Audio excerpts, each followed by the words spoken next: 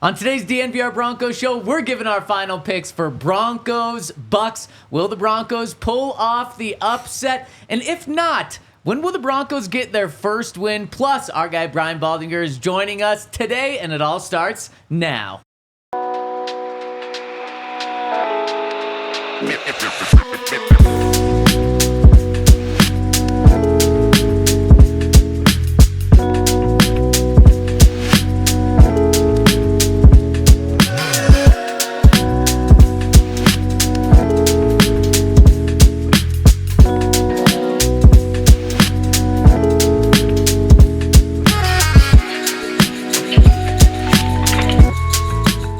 Let's start this show with some good news, some encouraging news.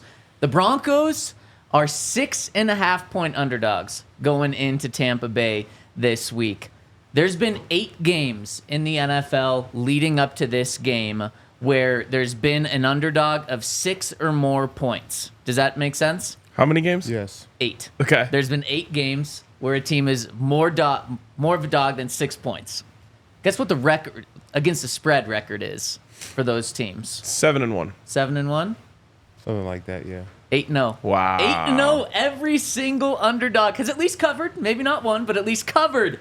So that maybe gives the Broncos some hope going into this. The NFL might be a little more equal than even the odds makers think. All right.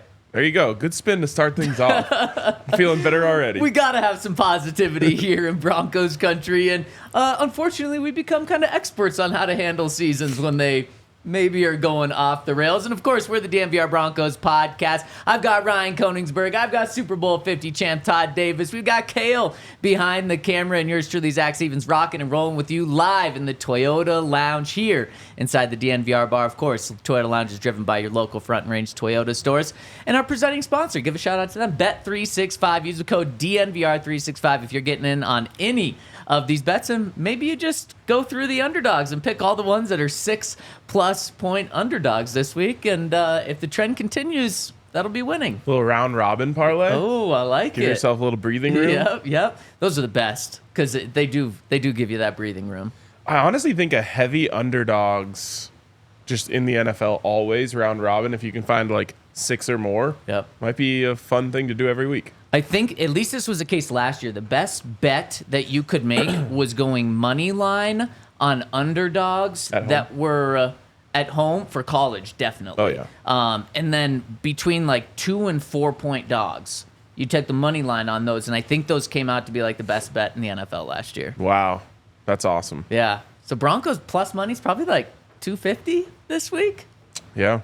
Big time odds. And let's just jump right into this week. We're going to do it a little like differently this week because we've got Baldy jumping on a Thursday, and then we're going to have a different conversation in the second. But let's just jump right in to our predictions for this week. Will the Broncos win? Do you want to start off with Hank's pick? Yeah, sure. Get the negativity out of the way? Well, It's not negativity at all. Henry's got the Broncos winning this game by a score of 55-0. Why? I checked in with him a couple of times, making sure that this was not a typo. He said, nope, that's true. 55-0. So he's all in on the Broncos right now. what? Yeah, he's tripping. We've got the text to prove it. Did you double check? Like, is that a typo? Oh, I did. He said, there's no typo. I literally said that. I said, wait, whoa, that's got to be a typo. He said, no typo. Okay.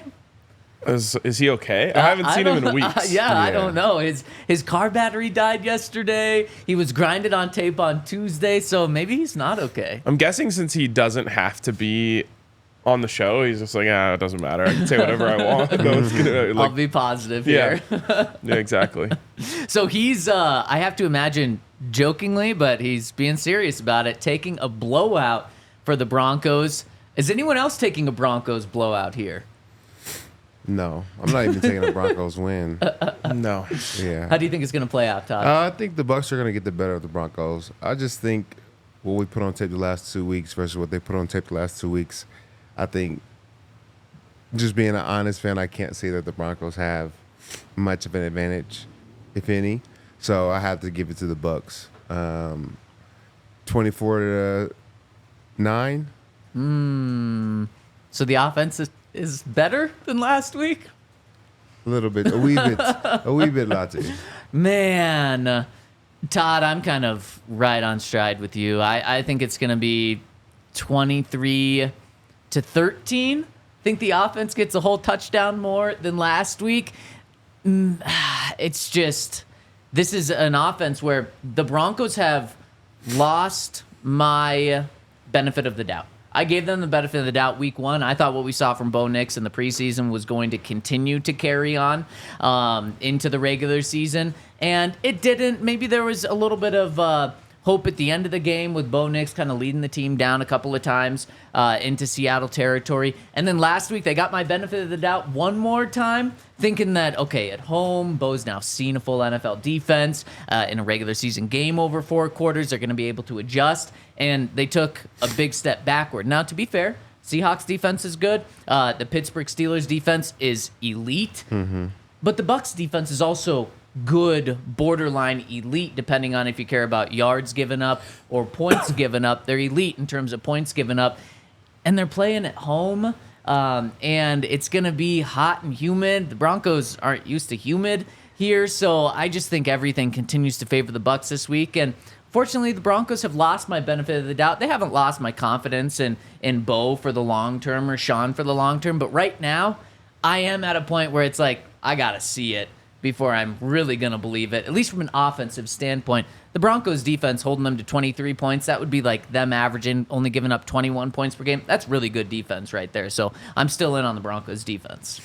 Yeah, and speaking of defense, the Bucs defense is too good for me to have any confidence that the Broncos offense is going to be able to put up numbers on them.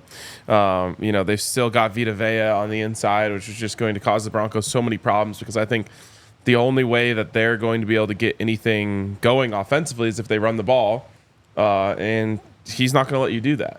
Then on top of that, their secondary is really good too. Yeah. So I would love to be wrong, and it happens in football where just like the matchups don't really seem to add up to you, but for whatever reason that team goes out there and they ball out. I really hope that happens, but I don't know how. Yeah. And until I see something that I can latch onto and say, okay, we do that well,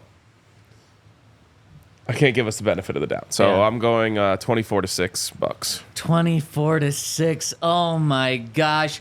We all hope Henry is more right than any of us, but if the Broncos are going to lose, have it be 24-23, have it be 30-29, have it be 21-20. Like, it's crazy where the bar is right now. But if we see Bo Nix go out and throw 2 touchdowns and get 250 yards, but let's say they have to settle for a lot of other field goals and they're only able to get 20 points or so, that would be a huge step in the right direction because they're moving the ball. Bo's getting in the end zone. Speaking of the end zone, the Broncos' red zone offense was awful last year. It was the 5th worst red zone offense in the NFL at 50.8%, meaning when they got in the red zone, they scored a touchdown 50.8% of the time. That's what red zone offense is. Sean Payton, that was one of the biggest things that he harped on this offseason. We need to get better in red zone. He kind of continued to put that on Russ, saying that he wasn't able to get it done.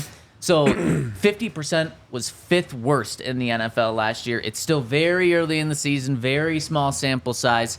You guys know what the Broncos' red zone offense is right now? 20%. 20%? It's pretty bad. 10%. Right in between. 14.8%. Just awful. And Well, how many red zone touchdowns have they scored? one. Well, Yeah, okay. No. Yeah, had to be one. The Bo Nix rushing touchdown. Yep, that's it. And that's the only touchdown the Broncos have scored all season. Yeah, okay. The Saints, I was trying to do the math in my head quickly, like how many times have they been in the red zone? Yeah, once have they scored a touchdown. The Broncos have the fewest touchdowns in the NFL, tied with, I think, 3 other teams with only 1. The Saints have 11 touchdowns this year. Just to put that in perspective, it is wild. And so no wonder. Kubiak. Kubiak, yep. People are begging for Kubiak to maybe come back to Denver at one point. Oh, man. The Kubiaks just can't get rid of him. Well, it's just wild how many times it's been right there in front of us. Yeah, it But- is so true. Also, personnel matters. Yep, big time. I mean, I don't know if Andy Reid would have this offense scoring points. Legitimately. What do they do? Who do they have? What is their best quality? Right now, Yes. their best quality is Tyler Beatty, averaging 16 yards per carry on one carry. I mean, Kind of joking, but yeah. I don't know what it is. That's what scares the hell out of me. If I'm just being completely honest, I wish I'm supposed to be the good vibes You guy. are, you I are. wish I had something to latch onto because I could be like, well, Bo Nix from like 5 to 10 yards is really tearing it up. Like I have nothing to hang my hat on. And so I don't know what they do well. They're not running the ball well. They're certainly not passing the ball well. They're not passing it well out of play action. They don't have explosive receivers. I got nothing. They've got an explosive tight end that drops passes. He's not even explosive. And he's Man. now on the injury report. Greg Dulcich popped up on the injury report yesterday. That's Limited horrible. in practice with an ankle/foot. Really hope that he's okay because obviously all Broncos fans are on edge when they hear that he popped up on the injury report. Todd, tell me how the Broncos win this game. But I first want to give a shout out to our friends over at Westera Credit Union, where Westera Credit Union, they're all about Colorado. They were founded in 1934 right here in Colorado, and they have 9 locations in the Denver metro area. They're all about helping members financially prosper, and education is their thing. They were started by a group of 8 school teachers, so helping them is in their DNA, and that's what you learn every single day when you talk to them, is that they want to help you, they want to educate you on what's going on, and they just launched their 90th anniversary CD that offers 9% annual percentage yield. That's right, 9%, and that's even bigger right now because the feds just... What did they do? They changed the interest rate. They dropped it by 0.5%, which means now CDs are dropping in the rate that they give. And this is 9% right now. So it's even better today than it was even 2 days ago. So you can get 9% on interest ratings or interest balances as low as $500 and a max of $3,000. They're insured by the NCUA, and this will only be offered for a limited time. So head to WesteraCU.com to learn more. That's Westera, the letter C, the letter U.com to learn more. Early withdrawal penalties apply. Fees could reduce earnings. Rates are accurate as of 9/1/2024. New money and in-branch offer only. Limited time offer subject to change without notice. Review membership account agreement, disclosures and information guide for additional details. Membership eligibility required, insured by NCUA. And head to Raising Cane's. Get yourself some chicken fingers. I am starving right now. I didn't eat anything today, so this ad read is extremely tough because I start thinking about the chicken fingers and the coleslaw and the buttery Texas toast and the cream cut fries, and I'm ready to get some lunch right now. So you can head over to Raising Cane's. You can race in for delicious chicken finger meals served up fast. For cook-to-order, hand-battered chicken fingers, race through Raising Cane's. Turbocharge your chicken fingers and get them even faster by ordering online at raisingcanes.com or through their mobile app. Raising Cane's Chicken Fingers, one love. I'm going to do it myself, so if you see me on my phone, don't think I'm texting anybody. I'm just ordering some Raising Cane's. I'm going to pick it up on my way home. Todd, I had a lot of food already today, and Aren't you an early sold me on riser? Raising Cane's. Yeah. But I was up. I was with the baby. I was, getting stuff done. So I didn't eat any food yet. So it's more important to feed the baby than feed yourself. I can't even feed her. I'm just, like, that's not my role. Right. Why? Can you explain that to me? There's Please certain don't. things I can't do that she needs. So, Very true. it is what it is. Okay, so Todd. Oh, wait, one more thing. Yeah. People got mad at me for talking about this for like 5 minutes last week, so I'll keep this short. But I just wanted to say that you and Annika looked really cute in your green and gold outfits on Saturday. Oh, thank you. I'll take that as a compliment. Yeah, I hope. It kind of ended there for you guys, but Dang. you guys look real cute in your outfits. Yeah, it was, man, it looked like CSU was going to make it a game in the first quarter, and then and the start of the second quarter fell apart. So congratulations, Ryan. You know how Nikola Jokic just takes him a second to figure out the defense and then he just shreds them? Yeah. That's Shador. That's what. Good luck against Baylor this week. Thank you. Speaking of Finally, green and after gold, this week, kind of. we can stop playing these ugly green and gold teams. North Dakota State, CSU, Baylor, three out of the first four. Well, you're 2-0. Maybe you want to continue. That's true. UCF, you willing to change? Yeah, I don't They think so. probably won't because they have the best color scheme. You're playing national champions from just a couple of years ago, UCF. All right, let's move on before I get yelled at in the comments. Okay, so Todd, put a bow on this for me. How do the Broncos win, if it's going to happen? They have to force Baker Mayfield to make mistakes. I think that's how they get, the game swung in their favor and really gain momentum. They have to be able to, create some turnovers, interceptions, force fumbles. I don't think that they just get it done by offense alone. And then also I think Marvin Mims has to step up and be better than he has so far this year. He's been a good returner, but we need him to be the Pro Bowl returner that he was last year. So we need some big plays on special teams, defense to come up with some turnovers, just because offense is not there yet, so I can't count on them to go out there and win the game for us. That gives me a little bit of hope, actually, because Baker, he's been incredible this year. 5 touchdowns, 1 interception. He leads the NFL in passer rating at 129, almost leads the league in QBR at a 70. So he's been outstanding, but in his DNA, he does have the ability to constantly turn the ball over. So there's been some signs that he could do that in the past. It hasn't been who he has been this year, but that gives a little bit of hope. And also, he's been sacked 6 times. So we're talking about, instead of sacking Baker, you knock the ball out and it's a strip sack and the defense picks it up and scores. I think you're right, Todd, though. I think a non-offensive touchdown in this game is what gives the Broncos a really good chance of winning. Mine's similar, yet different, but I would include what you guys are talking about in this. I think they need 3 plays of 40 yards or more.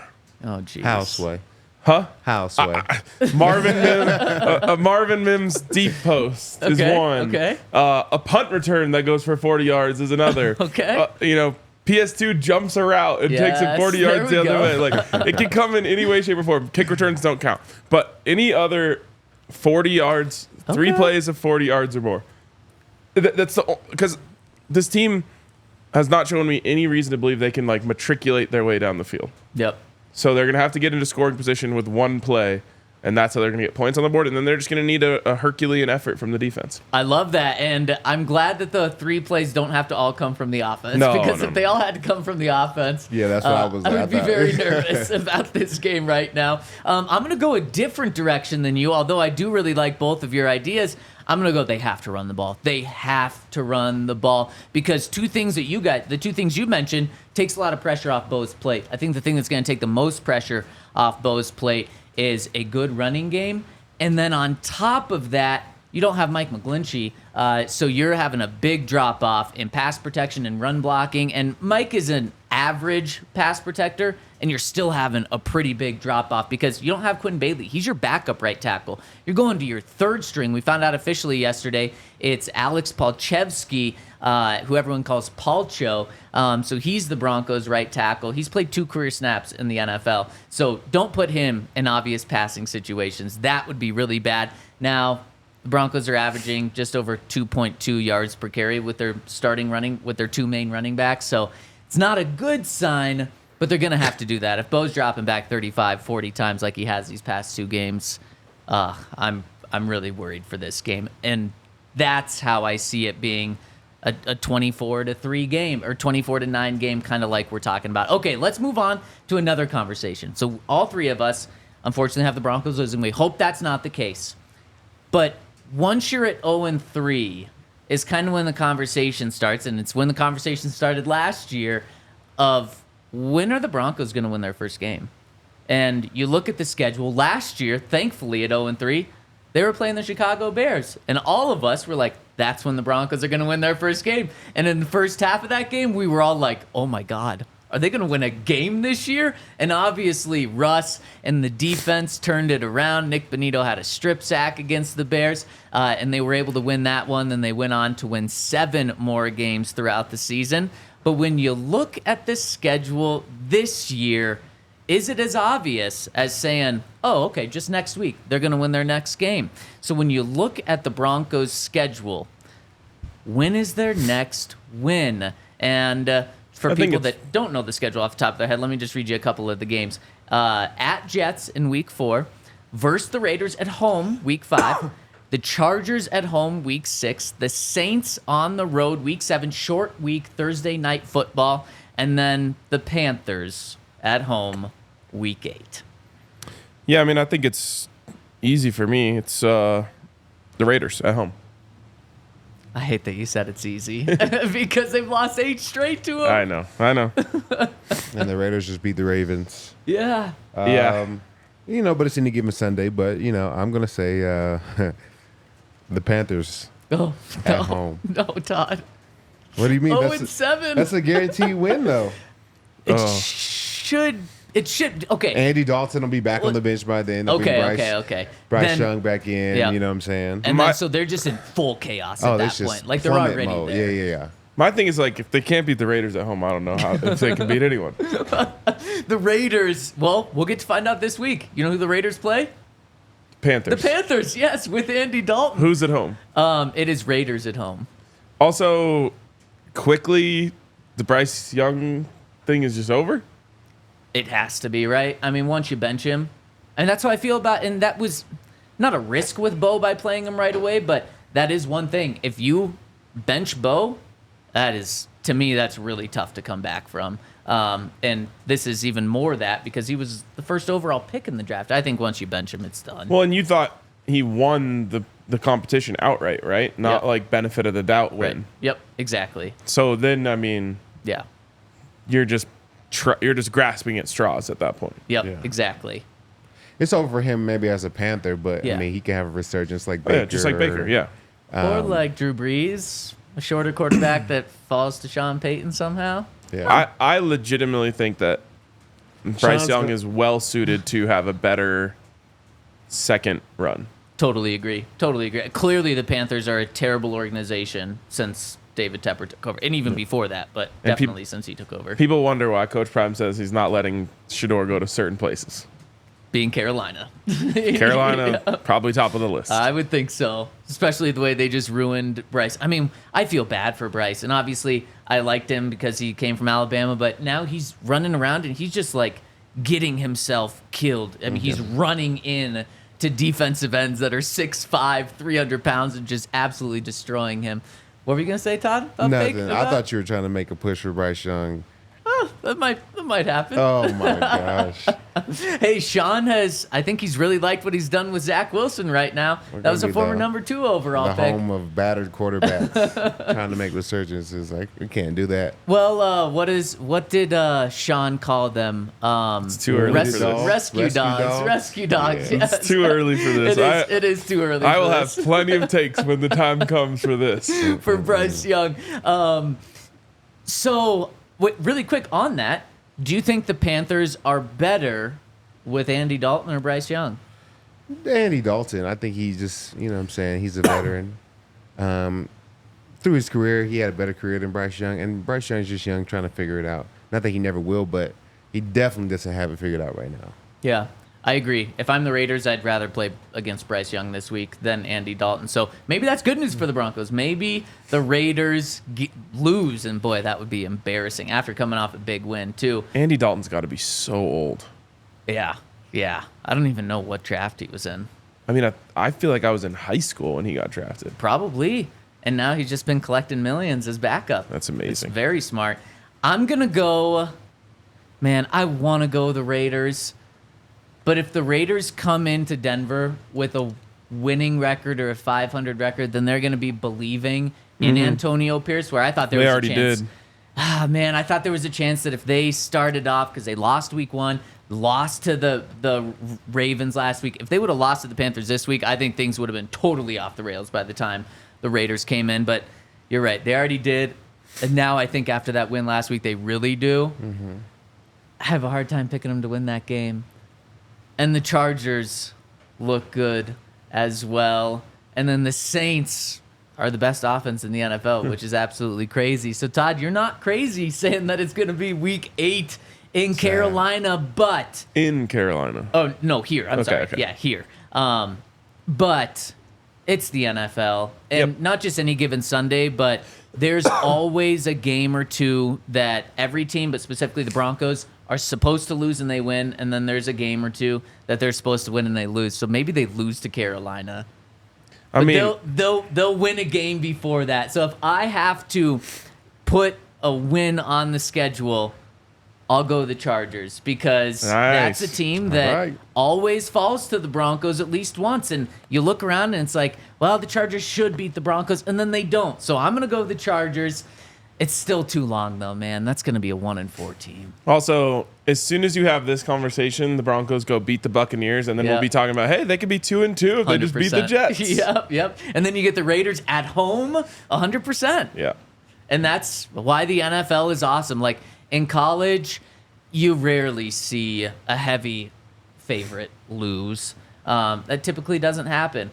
In the NFL, it really can happen unless you're like the Carolina Panthers. We're going to pick that game, though, in just a second. But first, we're about to be joined by our guy, Brian Baldinger, to tell us how this Broncos team turns things around. So we're not talking about a 1-4 start. We're not talking about a 1-3 start. We're not talking about a 1-7 start to the season. But first, I want to give a shout out to our friends over at Game Time, where if you are going to be in Tampa Bay, and there's a lot of Broncos fans in Florida. I think Florida is a pretty fair weather state for sports, and maybe just a lot of The weather is transplants fair. there. Exactly, the weather is very nice there. But if you're going to be at Tampa Bay and you want tickets, check out Game Time and use the code DNVR to get $20 off your first purchase. Game Time truly is the best place to get tickets for so many reasons. They've got their game time guarantee, so you know that you're going to be getting the best price, and if not, they're going to refund you 110%. Also, their interface and app, their website is the absolute best. It's so easy to understand and navigate, and they give you tools so you can see exactly what your seat is going to look, or what your view is going to look like from your seat. And also, one more thing about Game Time is the all-in feature. You click that, and then you know exactly how much you're going to pay because they just put all the fees and stuff included in there. Something on Instagram popped up for tickets to a concert, and I clicked on it, and it wasn't Game Time, and the price literally was almost double Yep. once you got to checkout. And I was just so pissed, I just closed Instagram. I was like, I'm not doing this right now. So I'm going to check Ridiculous. over at Game Time for that one because it's so nice to know exactly what you're getting, where you're sitting. So use that code DNVR over at Game Time to get $20 off. Terms and conditions apply. Make sure to download the Game Time app. And what time is it, guys? Game time. Game Time. Also, Colorado has lost its position on the throne as the healthiest state.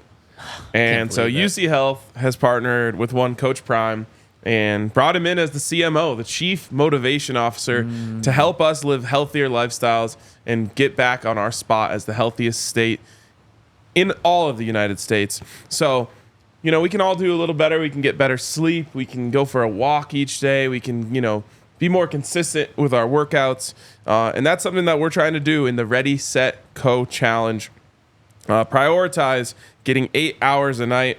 A lot of things that happen during your sleep are important to your physical well-being and neurological benefits. So let's get better sleep, better exercise, and take on the Ready, Set, Co challenge with Coach Prime. If you want to join the Ready, Set, Co challenge, click the link in the show notes or go to www.uchealth.org/readysetco. Boom. Love it. Shout out to our presenting sponsor, Bet365. Use that code DNVR365 when you sign up. You don't want to know a kind of crazy thing? The Panthers are so bad, right? And maybe it's because they switched to Andy Dalton and they're getting a little boost. But going into Las Vegas, they're only a 5.5-point underdog here. Where the Broncos are a 6.5-point underdog. That's just wild to me. I thought like Panthers would be 10+ every single game. I mean, the Bucks are good, That's a and good the Raiders point. aren't. That's a good point. So what's happening with the Ravens then? I don't know. They had that game, and then they just kind of like fumbled it away. It reminded me a lot of the Eagles. Yeah. Like, just like one thing goes wrong, and all of a sudden it just spirals out of control, and you find yourself on the wrong side of the scoreboard before you blink, and you're just like, wait, what just happened? It's really true. And then, I mean, same thing with the Ravens the week before against the Chiefs. They were literally a centimeter, a half a toe from beating the Chiefs on the road to start the season, so they could easily be 2-0. Yep. So just, do you think they're going to make the playoffs still? Who, the Ravens? Yeah. Yeah. They'll find a way to bounce back. It's weird because they're 0-2, we're 0-2, but their 0-2 feels Right. way different than our 0-2. The Steelers are 2-0. This might be a good time to get in on Ravens to win the division. I don't know what the odds are. That's a really good point. Yep, Ravens are the Bengals 1-1, I think. I think they're 0-2. Who did they Yep. play last week? Chiefs. 0-2? Oh, you're right. They are 0-2 because they lost to the Patriots. Yeah. Which, by the way, before we talk to Baldy really quick, who do you think wins tonight? It's Jets, Patriots. The Jets not looking as good as people thought, and the Patriots looking way better. They won their first game against the Bengals, and then they lost in overtime to the Seahawks. This was supposed to be an even worse roster, an even worse quarterback situation than the Broncos had this year. Jets, easy. I think the Jets are going to be on a hockey stick curve this season, just keep getting better and more comfortable with what they have. They've got too many weapons on offense to not be good from there, and they have a good defense too. Or should. Is Aaron Rodgers good? He has been. Is he good right now? No, not the last 2 games. But You changing your prediction on him being elite then? no. I still think he's elite. He's just bouncing back. You know what I'm saying? Just like we always talk about coming back from injuries. You're never yourself. It always takes 1 or 2 or 3 games for you to get back into a rhythm. I just don't think he's hit his stride yet. Yeah, I mean, last week he did have 2 touchdowns, no interceptions. Week before, 1 touchdown, 1 interception. I think we're watching Aaron Rodgers become a very average quarterback. Zach's been in the saying this for NFL like right 14 now. years. And I've been right the past 2 years because he didn't do much last year, did he? He was injured. Well, he didn't do much Oh, last my year to help the God. Jets. Those 4 plays were elite. No, they actually weren't. I don't think so. I don't remember anything about them. He's making his return to MetLife Stadium. This is the first time that they've been at MetLife since that injury. And we've got our guy, Brian Baldinger, joining us right now.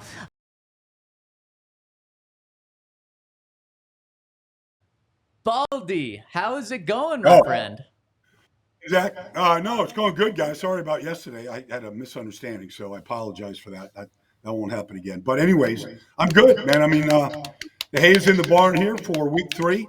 Got all the games watched and downloaded and digested here, so I'm ready to look forward to tonight's game and really what's going on in week 3 in this league.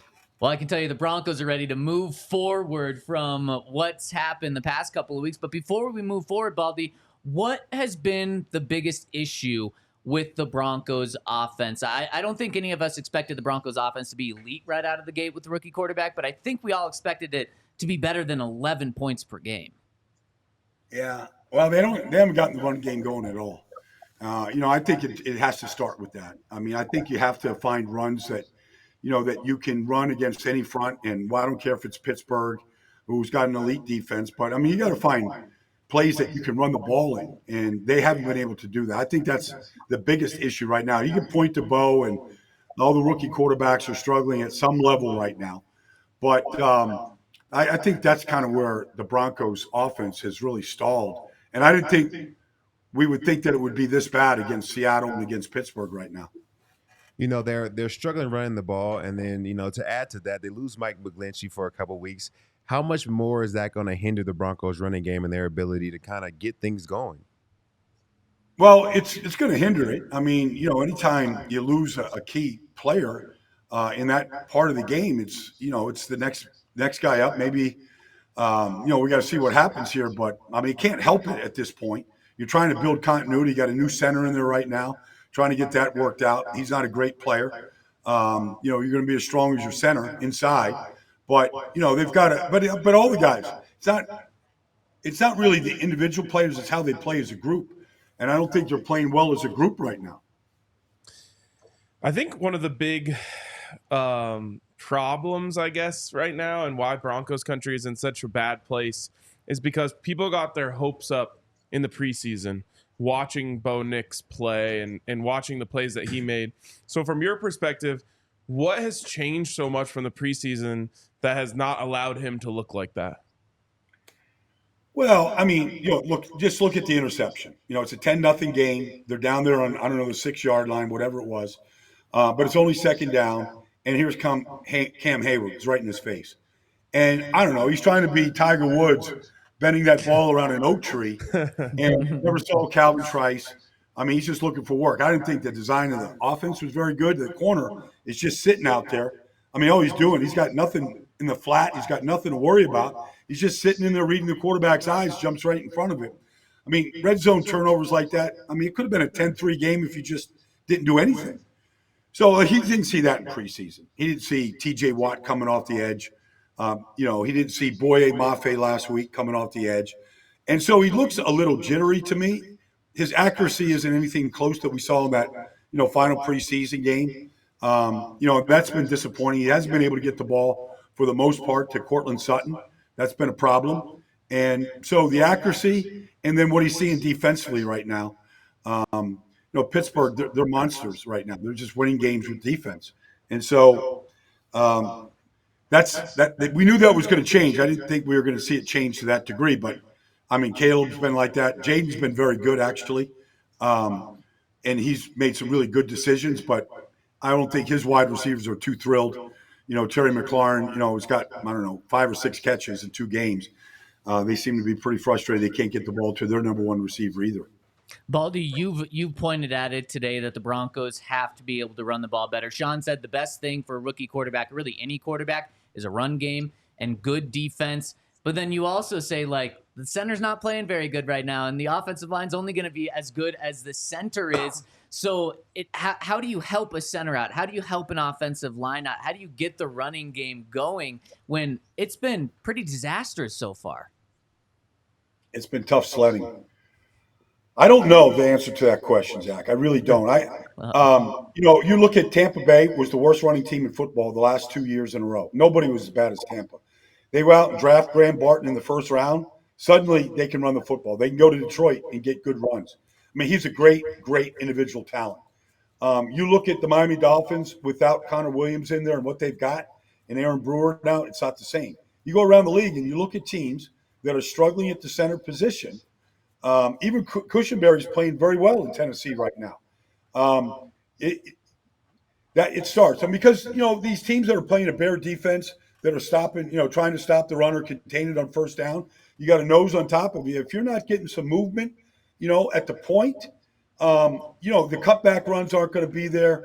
You're not going to get your guards up to the second level. Center's not going to get to the second level if he can't get movement at that point, at that position. And so, they're doing the best that they can right now. Maybe they're going to improve technique-wise, and I don't know, but I think it kind of starts with their ability to lift guys off the line of scrimmage and get movement. Baldy, we've been talking a lot about the offense, but I want to talk about this defense for a second. I feel like the defense is in a tough position. They've been playing pretty well, but if they don't play perfect, then we're completely out of the mix. I don't want to say things are starting to fray, but as far as timeline, how long until guys are yelling at the quarterback, yelling at the offense, hey, we need some help, man. I don't want to be out here for 70 plays a game because you guys can't move the ball. It's so true. I played in Philadelphia with Seth Joyner and Reggie White and just a group of great players. And when our offense stunk it up, we heard it from the defense, Randall Cunningham, it happens everywhere. You can't stop the split. What you hope is that it's still early. There's so much football to be played. They got off to a terrible start last year and put a 5-game win streak together, and the defense fueled it with taking the ball away. So, if I'm on the defense right now, I'm saying, we need, where's Jaquan McMillan this year?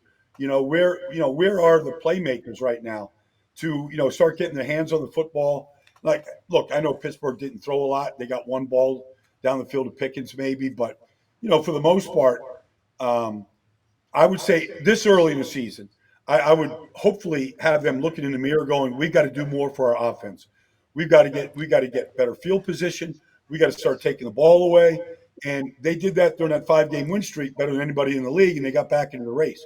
So hopefully they're looking in the mirror and just saying, there's a lot we can do from our end right now with a rookie quarterback and an offense that's struggling. All right, let's try to look on the bright side a little bit here. On either side of the ball, what have you seen the Broncos do well so far that they can kind of hang their hats on and maybe build around as the season goes on? I think you got to go to the defense. Zach Allen's playing great football. Yeah. Jared Cooper, that group is playing well. Singleton never comes off the field. I think the safety play has been sound. Like, they're not giving up huge plays. I think you got to just keep it on the defense right now. And you just got to hope that, that Bo, because you can only throw so many bubble screens and stuff. Like, they're just sitting on those things right now. That's tough. They got to start, there is play action. There is max protection. There are speedo routes. Like, you can try their best to get one or two explosive plays that can just flip field position. So you're not sitting there in the third quarter with a goose egg. You're at least getting field goals. I mean, they got to start flipping field position right now and getting some chunk plays. I mean, you get a chunk play on any drive, no matter where you start the drive, it generally leads to points in this league right now. But you can see all of the metrics, all the passing is down in this league. The what is up is teams, have been terrible against the run. The running game is up. You look at the Chargers, you look at the Saints, you're looking at teams that are playing good football. They're running the football really well. And that's the difference right now is, teams are struggling in the passing game, especially with these rookies. But, you look at Arizona and what they did last week.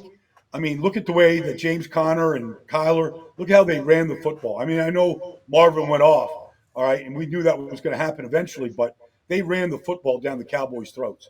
And Cowboys looked helpless to stop it.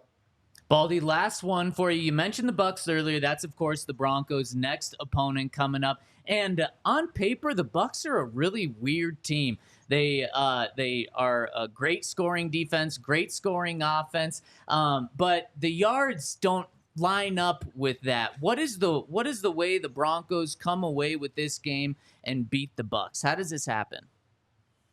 Well, I mean, they went to Detroit last week, and Jared Goff threw 18 incompletions. And I haven't seen pass defense like that in the league yet this year.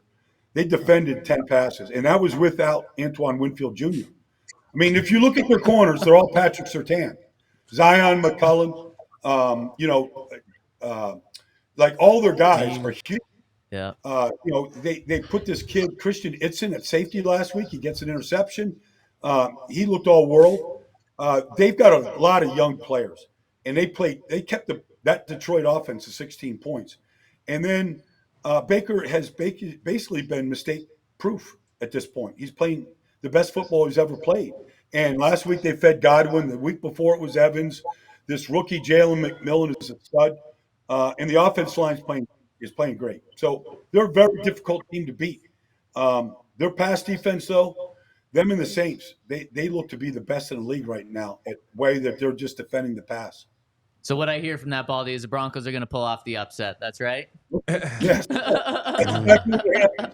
Exactly when you don't have a chance, that's when it happens. Right, exactly. That's a great thing about the NFL, and we love having you on, Baldy. Thank you so much for your insight. My pleasure, guys. I'll talk to you next week. All right, see you, Baldy. Thanks for joining us. Wow, that he gave it to us. There were a little bit of highs in that, but a lot of lows. What I will say, though, is if the Broncos win this week, man, I'll feel a lot better because the Bucs are good and the Broncos are clearly facing a lot of struggles internally that if they're able to beat a good Bucs team on the road, man, it means they really turn things around. The more that I think about this, I almost think like either the Broncos have a miracle game plan that just works out perfectly and they find a way to win this and get a couple bounces, or it could get very ugly. And I don't know what this fan base is going to do if it gets very ugly. I'm still waiting to see if the Bucs are actually good, though. Yeah. I know it's early in the season, so this could be a game the Broncos could win because I don't know if the Bucs are as talented as they're playing right now. Agreed. Like, they weren't one of the teams that we were looking at coming into the season, and that's for a couple of reasons. But who knows if everything just has to hit the fan, and maybe it's this game. I just think that people undervalued the Bucs in the offseason because they thought, like, Baker just kind of caught lightning in a bottle at the end of last year. He's not going to be able to keep that up. We're talking about a former number one overall pick, who's finally playing like a former number one overall pick. Yeah, but can you blame them, though? I mean, he was the number one overall pick, but, like, before last year, everybody thought he was done. Like, no, for his sure. career was over. Yeah. Like, he had been to a couple different stops and not done well at any of them. Like, it was, I don't know, I think valid in a lot of ways. It felt like it was like a one-hit wonder, you know? Absolutely. But what I mean is, I think that's why no one was really taking the Bucs seriously. And now through 2 games, I mean, we did a segment on the All NFL Sunday Huddle on Sunday. We talked about what's your overreaction to the first 2 weeks that you kind of believe. And mine was, and it was before I even thought about the Broncos playing the Bucs this week, mine was Baker Mayfield's going to be an MVP candidate. Wow. Like, I think he's playing. I mean, last week he didn't have to do nearly as much. I think he only threw the ball like 18 times. But week 1, 304 TDs, I think it was. He looks like the guy that we thought he was. So then let me ask you this, because I think there's another guy that follows this exact same profile. Do you guys buy Sam Darnold and what he's doing? He's a number 3 overall pick. It's too early. I can't buy it. I can't buy it. But yet. Baker did this at the end of last year too with That's true. the Bucs. Yep, it's true. With Darnold, no. Okay. I don't think he's like that. I think I've always thought Baker was like that. We'll see. We'll see. This game, man, it's the most concerning thing that I heard was the Bucs pass defense and how good they looked against St. Brown and how good they looked against Jared Goff. And if you have a couple of Pat Surtains out there, like the Broncos have Cortland Sutton and Josh Reynolds is a good player, but if they're able to just lock those guys down, I don't know how Bo Nix throws the ball this week. And that's the last thing we need. Like, if the Broncos are going to lose, tell me that it's because they run for 0 yards and Bo Nix throws for 250, and Bo looks good, but he had just no help around him. What was he supposed to do? Listening to Baldy, it's like, man, maybe it's going to be the opposite, and the passing offense is going to show. Because at the end of the day, even going into this season, we said a successful season was if Bo Nix is the guy, and you find that out. Doesn't matter what the record is. If you know Bo Nix is the guy, let's say the defense is awful throughout the season, but Bo Nix is great, and they lose every game 30-29. Okay, successful season. You move forward. You know you have Bo. The worst thing is just to be losing, and it's either not Bo or you don't know if it's Bo. And honestly, right now, we don't know if it is so far these first 2 games if it's on Bo or not. Obviously, Bo hasn't looked good, but he has got zero help too. So it's, man, I just hate hearing that. I hope that's not how the game plays out.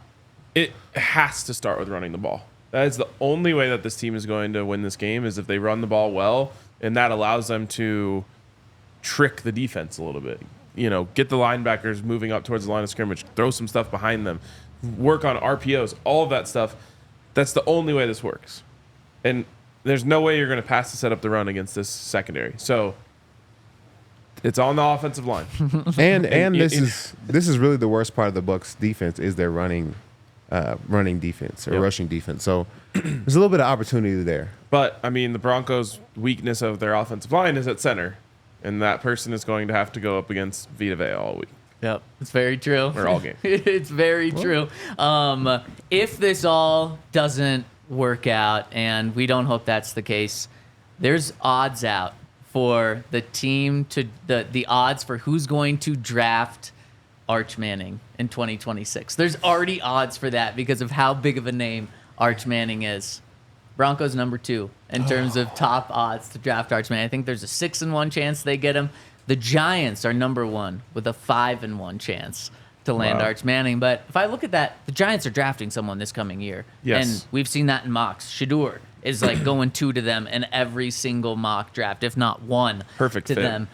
Oh, by the way. Okay. Just, I mean, media. he'll be able to handle the New York media. That's very easily. true. Yep, that's very true. So, hey, if it all goes to heck, then maybe we're looking at that. But we're so far away from that. Let's jump into the rest of our AFC West picks. Does anyone want to pick the Panthers to upset the Raiders in Las Vegas? No. Wow, I actually thought you were going to potentially. No. You don't want to get in on Andy Dalton? Good old Andy. Kind of do, actually, but no. Todd? No, I don't think there's a way that they do that. It's what you were talking about belief. The Raiders love Antonio Pierce. Yeah. It's going to carry them through games like this. They're not very talented, so they're going to lose a lot of games, I think, too. But that will carry them through. It's kind of like they'll lose all of the middling games, but they'll win all the bad ones that they play, and they might pull off some big upsets, obviously, like last week. Yeah. I think they'll lose a lot of games where they're dogs, win about half of them that they're not, and, where it's close. Yep. And then win the ones where they're favored. Yep, very fair. Henry is going with the upset. He thinks Andy Dalton gets it done. He's really going against the grain here, and I think he's going to continue to go against the grain. I'm going, unfortunately, Raiders here as well. I think the Panthers are really hoping that all of this dysfunction's on Bryce Young, and he's the scapegoat, and once they get rid of him, everything's going to be fine. And I think we're going to find out this week that no, it's not. In fact, I agree with you, Todd, that you said earlier, and Ryan, Bryce is going to go somewhere else and be just fine. Maybe not live up to a former number 1 overall pick, but he'll be much better. The Panthers are just that much of a disaster. It's why Coach Prime's not going to let Shedeur, Travis Hunter go there. And it's also why Sean Payton interviewed with them once and then said, yeah, I'm good. No, anywhere but Carolina, essentially. Okay, let's move on to the Chiefs going into Atlanta. Atlanta coming off that improbable weird win. Yeah, very weird win on Monday Night Football. Really quick, speaking of that game, did you guys agree with the decision for the Eagles to pass the ball on 3rd and 3, which of course stopped the clock, gave them about 1:50 left to move down the field to get that game-winning touchdown? If they would have just ran the ball, they would have ran the clock down to about 1:10 left or so, and then they still would have gotten an opportunity, barring they didn't get a first down, to go down the field. I don't know, because this is the old adage, right? 3 things can happen on a pass, 2 of them are bad. That you think about there. The other thing is the Eagles were running the ball with success in that game, and so that's what I come back to. If this is a team that was averaging 2.2 yards per carry and they knew they needed to get 3, it's like, how are we going to do it when they know what we want to do? That's fair. But they were gashing them, and Saquon was running the ball really well. So I think in this case, I say no, I don't agree with it. But at the same time, if you told me you're going to have Saquon wide open in the flat, all he's got to do is catch the ball and you win the game, I think I'm taking that every time. Yep. Yeah, I think this is just purely on the player. Like, the play worked. Everything that you needed to happen happened, and he dropped the ball. So I don't think that makes it a bad play call, because you were right. You know what I'm saying? You saw weakness in the defense. You knew they would be expecting a run. You brought out the Niner boot, the perfect pass for it. He was wide open, and he should have caught the ball, and they should have won the game. So it's 100% on him, and there's nothing wrong with the play call or the decision. But when you run the ball in that situation, you're thinking of things like that. You're saying, like, even if we call the perfect play, there's still a chance that the quarterback, throws it in the dirt, or the wide receiver drops it, or the running back in this case. But we can't be scared to win games. I agree. You know what I'm saying? If the opportunity is there and you know you have a play drawn up, this is going to win us the game, you take this shot and you live with the decision. And for me, I feel like it was the right decision. Like, they're out of position. He's wide open. Like, and how many times do you count on Saquon Barkley to not make that he's play? He's one of the best. He's your guy. Exactly. It's not Jerome Bettis. You're not throwing the ball the bus out of the backfield. Yeah. Yeah. So, Todd, I see your point, Ryan, but I would agree with Todd. It was a perfect play call. But you know who's thrilled that ball was dropped? Justin Simmons, because he was the one trailing Saquon, and maybe he was would have made that on play. the He run would a have made little that bit play. more. I don't think anyone can make a play 4 yards away, Todd. That one is just brutal. It's a brutal way to lose the game. It is. Yeah. It really is. Thank goodness it was week 2 and not in the wild card round. Yeah, and I think you have to call that. I think you got to do it again if you're the Eagles. I mean, don't you trust Saquon? You should. You should. I would still trust him, because he is a guy that makes that play 9 out of 10 times, and just happened that this one literally cost him the game. If he catches that, he turns upfield, falls down inbounds 4 yards after catching it. Game over. Or he just goes into the end zone and they're up by That's 2 true. scores. Yep, very true. Okay, so saying that, did the Falcons just get lucky and the Chiefs are going to steamroll them in Atlanta, or did the Falcons find something that they can carry on against the Chiefs? I unfortunately think the Chiefs win by a lot.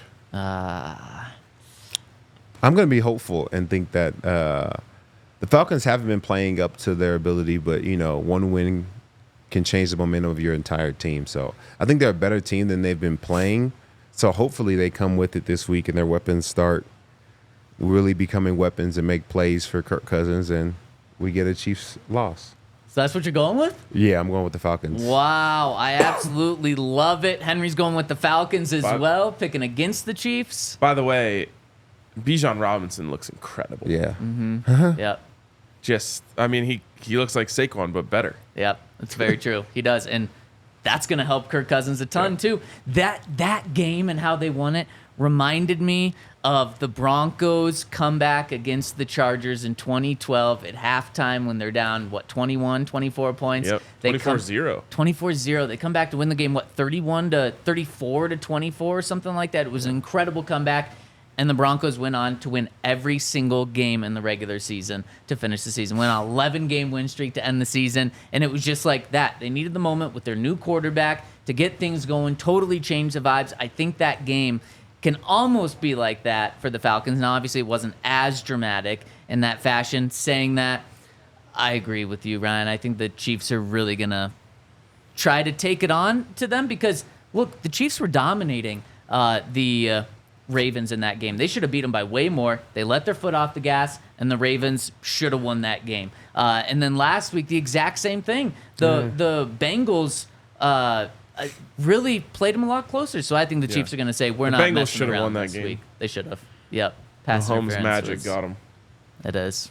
It did. Gosh, I'm really worried about him, as is everyone. Yep. All right, and let's finish up with maybe the game of the week. You've got the Chargers going into Pittsburgh, 2-2-0 teams. The spread is 2 points favoring the home team, the Chargers.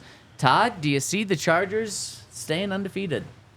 I'm going to say yes. I think they're going to be able to run the ball against this Pittsburgh Steelers defense better than we have, or we did, sadly. So I'm going to give it to the Chargers. Ryan? Steelers. Yeah, okay. So you finally are taking the Chargers to Charger. Yep. That's fair.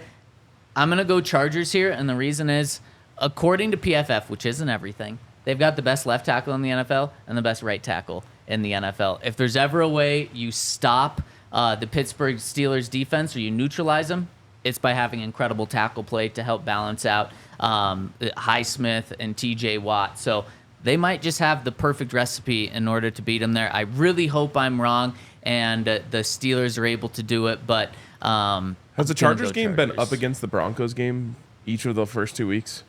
Has to have been, because I haven't seen a snap of Chargers football. I have not. It must have been last week, I think, right? Yeah, the 2 o'clock window. Yeah. And speaking of windows, early game this week, 11 a.m. game, back-to-back weeks coming up. Broncos on the road in Tampa Bay this week, then on the road in New York. We've got a pregame show going live about 30 minutes before the game on YouTube, so make sure to stay tuned. Sunday, 10:30 a.m. We'll be going live, and of course, post-game will be going live as well. Thank you all so much for tuning in. Ryan, loved having you on. Todd, thanks for rolling with me throughout the week. And Kale, thanks for your help today, even with some technical issues on the back. He's shaking his head. He can't believe today. And we even had all the lights go out midway through our show today, and I don't even know. It's been a rough day. It's been a rough day for Kale, but we appreciate you, Kale, and we appreciate everyone tuning in. Thank you so much. Have a great weekend. Y'all